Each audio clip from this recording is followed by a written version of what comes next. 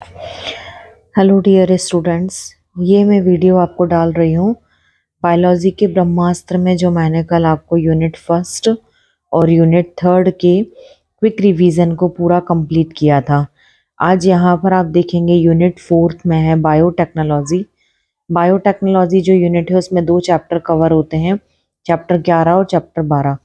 11 में आपको केवल प्रिंसिपल देखना है कि ये किस प्रिंसिपल पे बायोटेक्नोलॉजी काम करती है, और एप्लीकेशंस में इसके वेरियस फील्ड में क्या क्या एप्लीकेशंस हैं उन्हें हम कवर करेंगे।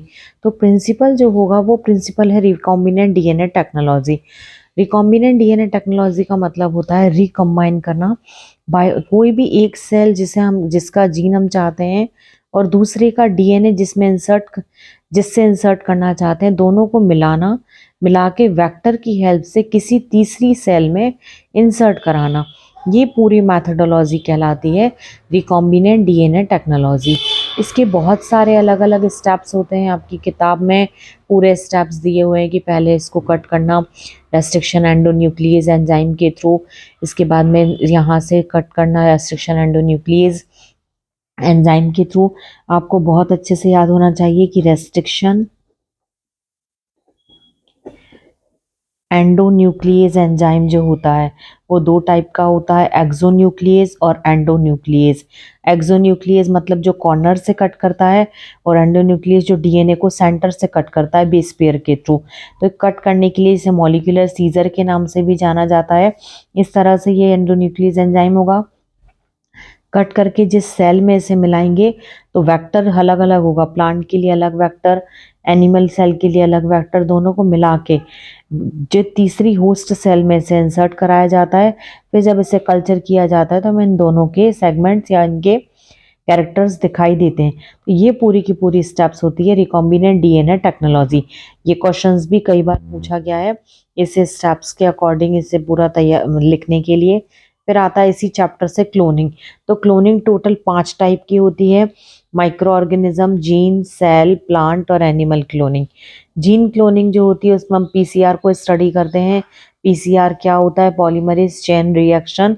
3 मेथड होती हैं इसकी। सबसे पहले एनीलिंग, उसके बाद में होता है सबसे पहले डीनेचुरेशन, फिर एनीलिंग और फिर एक्सटेंशन, या ऐसे हम सिंथेसिस के नाम से भी जानते हैं।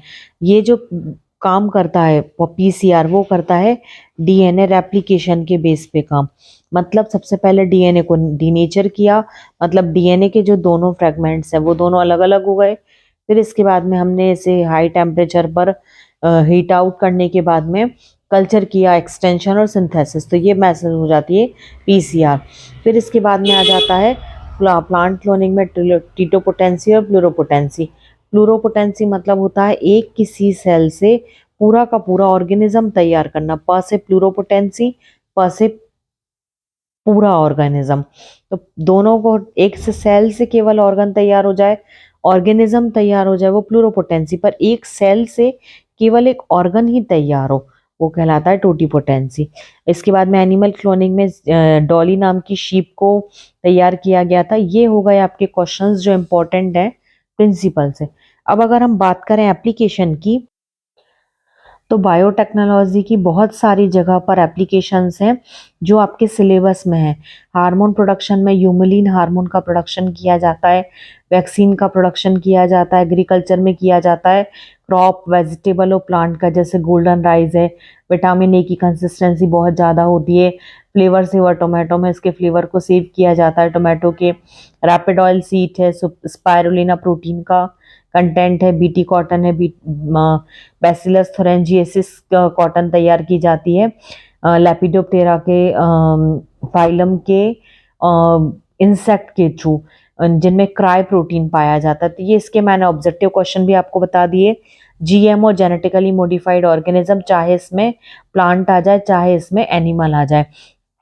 जीएमओ को, क्वेश्चन जीएमओ का कई बार रिपीट हो चुका है कि वो एक्सप्लेन द जीएमओ। इस तरह से आपकी ये वाली यूनिट फोर्थ कंप्लीट होती है। अब इसके बाद में जो यूनिट लेके आऊंगी मैं नेक्स्ट वीडियो में, यूनिट आपकी फिफ्थ और जेनेटिक्स होगी। तो प्लीज जेनेटिक्स की यूनिट को ना छोड़े, सबसे ज्यादा स्कोरिंग यूनिट है। और वीडियो को शेयर करें आप जिनसे चाहते हैं कि इनके नंबर भी बहुत अच्छे आए, और चैनल को सब्सक्राइब करें। Thank you.